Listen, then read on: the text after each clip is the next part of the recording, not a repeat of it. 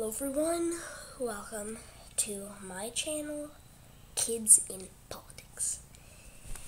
And literally this is what we're going to be doing. We're just going to look at CNN Politics and we're going to talk about it. And yeah. My computer's acting up. Whatever. So let's talk about the first thing on the page. Read. The Asian American case against Harvard. What to watch for. Alright. Let's look at this. Oh. Hey, come back here.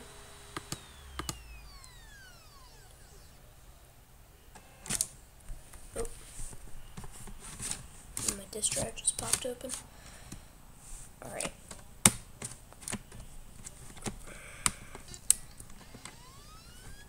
Okay, so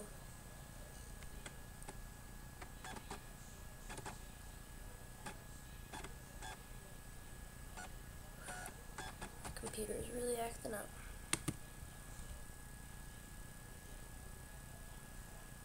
Okay. So, the affirmative action case against Harvard brought on behalf of Asian American students has entered an important second phase, as both sides face hydrogen. A bit like emoticons on the internet, it's everywhere. When pure hydrogen bonds with oxygen from the air, so cute, it releases electricity to power cars, trucks, and even trains.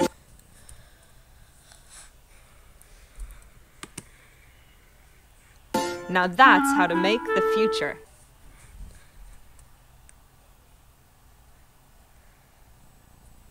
Okay. Okay, Adam, I will take the bait. What is the Harvard trial really about?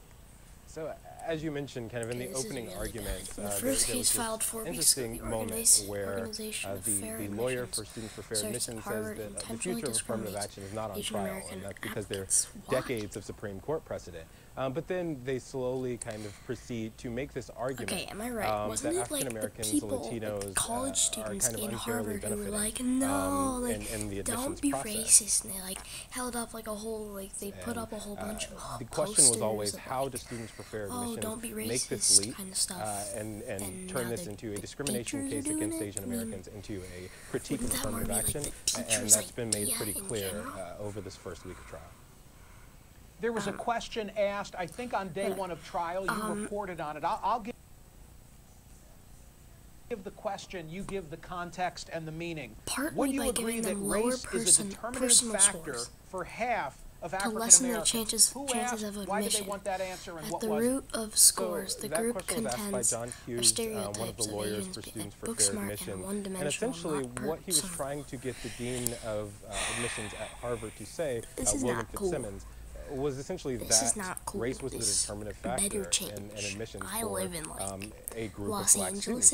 Because if race is a determinative factor on the positive side, then there's a chance that race is also a negative factor for Asian Americans. I have probably about Adam, 5% of the population, you correct me if I'm wrong because I think you're well versed in these numbers, 5% of the population Asian American, 22% however of the Harvard population. That doesn't mean you should discriminate them for that. What if the plaintiffs win? They're no different than us. What happens to the 22% at Harvard who are Asian American? How will it grow, and who will be impacted? Data evidence. So if Students for Fair Admissions wins this trial, and race is no longer used as a factor in the admissions process, you'll see a slight increase in the Asian American student population, roughly 3 to 5%. But you'll see a large increase in the white student population, and you see a precipitous decline in the black and Latino student population, about 50%, from 14% to 6% for African Americans, if I'm remembering correctly, and 14 to 9% for Latinos. Let's go to the next thing. 50% decline in those of color as well as Latinos at Harvard, according to that projection. Yes, and this is one of the things that go back to the main politics page.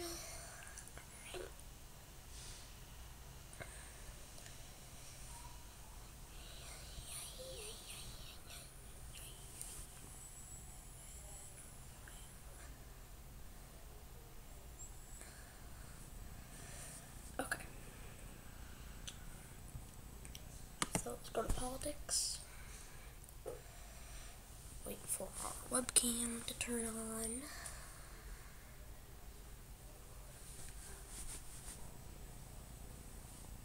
Okay. Wall Street Journal. Trump expresses displeasure with Mnuchin. I'm gonna guess that that's like someone he was like wanting to hire, maybe. I don't know. Hold on, there is something I looked at earlier. Oh, good Sir Trump, what news what fiery knowledge do you bring to us mortals today? All right's good, John Tron, for that. Trump conducting interviews at Mar-a-Lago for administration positions.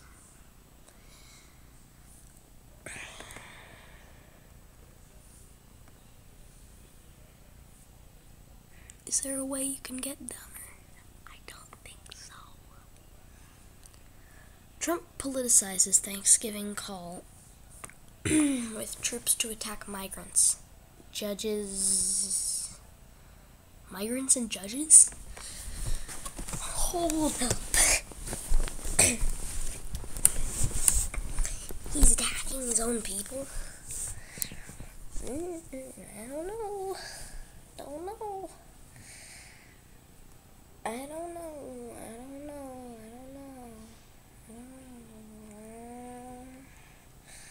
Alright, Team Ivanka's email explanation is beyond ridiculous. I would like to hear what her email explanation is.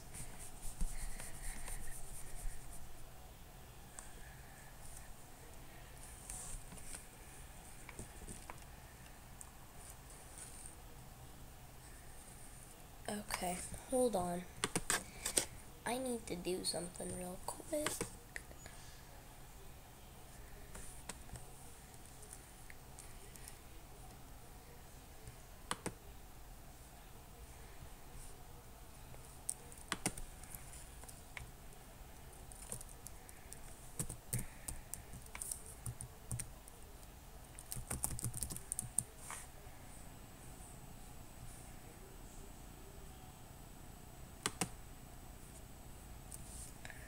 Hold on, I just need to add this real quick so that no more ads show up.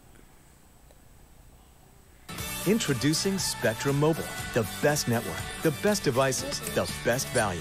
Get it now with our unlimited data plan for $45 a line, or our buy the gig plan for $14 a gig, all with unlimited talk and text and no contracts. Click to learn more.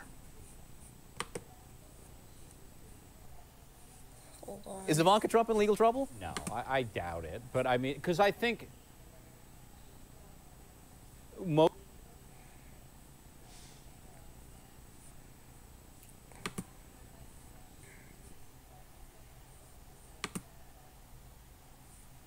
people realize that government officials do use their private email occasionally. Hillary Clinton did it too. It is not fundamentally a big deal. The news media made it a big deal. Donald Trump made it a big deal. But this is not a. It's technically not within the rules. But everybody in government does it. This is the problem. I mean, this is why Hillary Clinton got a very raw deal. May not be illegal, but in terms of irony, off the charts. Oh my God! I mean, you know, it's just, and you know, and I feel personal responsibility for this as well. I spent a lot of time here on CNN talking about Hillary Clinton's emails, and I think we talked about it too much. I think we made a bigger deal of it than it should have. But I mean, it fundamentally is not that big a deal. It's not that big a deal for Ivanka, and it shouldn't have been that big a deal for Hillary. So, Ann, Ivanka Trump's attorney says that she did occasionally use her private email for business, and says that none of the emails contained classified information. Right. So one of the things that came up a lot with Secretary Clinton was, were the emails classified, and it looks like a number of them turned out to have been classified. So she did retroactively, and she didn't have knowledge at the time. Here, the big concerns, there are two big concerns. One is that, you know, other email servers can be hacked. You want all the government security that you can have, and so you want the emails to be within the government server, number one. Number two is just, you know, it really becomes a question. There are always Freedom of Information Acts. There's a reason that they want to preserve all the presidential documents, and really, at the end of the day, the government should control those emails and have access. They shouldn't have to go through someone's private lawyer. And the one thing I think I would disagree a little bit with on Jeff is that, look, it's part of being in government. People may do it, but it really is important, I think, to use government emails. And at the end of the day, you know, the thing that's stunning about this to me is that there is incredible hypocrisy. She knew that this was a huge issue, and then to go and just disregard it as though you're above the rules is problematic. I mean, the arrogance, the incredible arrogance is with a little measure of stupidity, thinking that after watching this campaign, which she had a pretty good seat for, and then not, you know, being scrupulous about your email practices is pretty remarkable. She didn't know. She didn't know the rules coming in after a year of a campaign. It's incredible. How could she not be familiar with this stuff?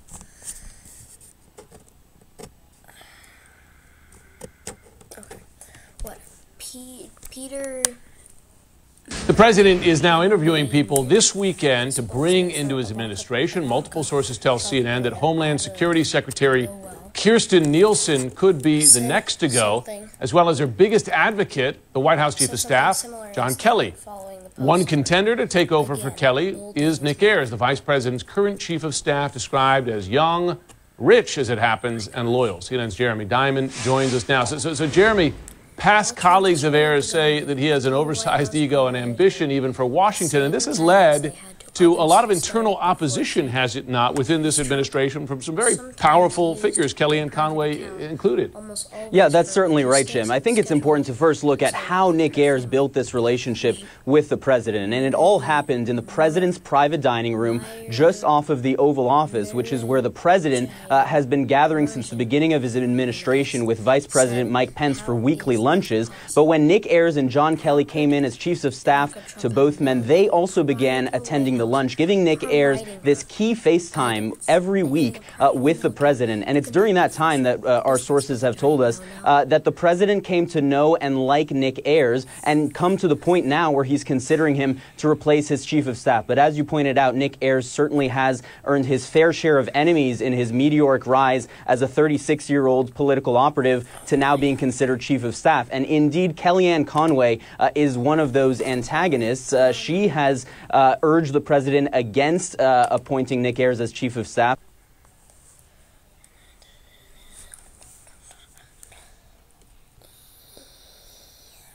Alright. Something else to talk about for our time is up. Hold on. How much time have we been on? Okay, yeah, we got 2 minutes. Alright. Let's find something else to talk about. Ooh, something about Iran. Make sure Trump's not criticizing them for something.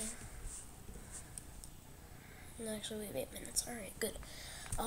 Trump's administration is set to accuse Iran of violating the international treaty that bars the use of chemical weapons. Does he know that for sure, or does he just want to, like, get someone in trouble for something they didn't do? White House notified lawmakers on Friday that it would declare Iran as violating the 1997 Chemical Weapons Convention because it had kept the equipment and facilities needed to produce them, not because it is actively making or using such weapons. 2 senior U.S. officials tell CNN that the charge will not trigger immediate penalties, but could be used as justification to file claims with against Iran with international organizations going forward. Okay, do we know? We don't know.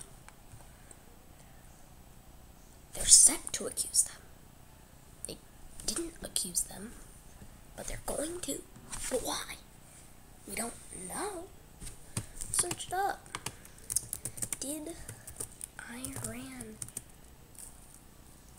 actually break the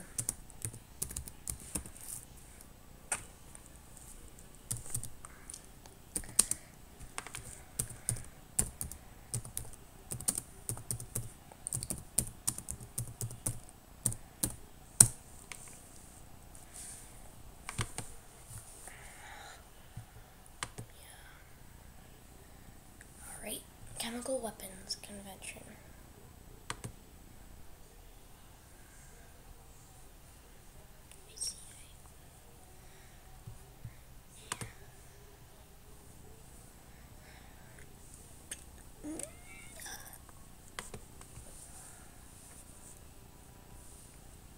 Okay, let's go to Iran.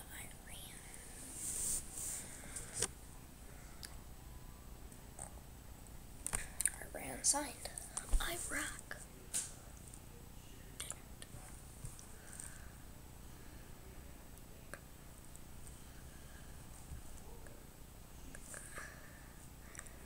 Egypt doesn't have any part in this. A lot of people signed. Belize didn't sign because they can't manufacture stuff like that on that tiny island. No. Iran signed.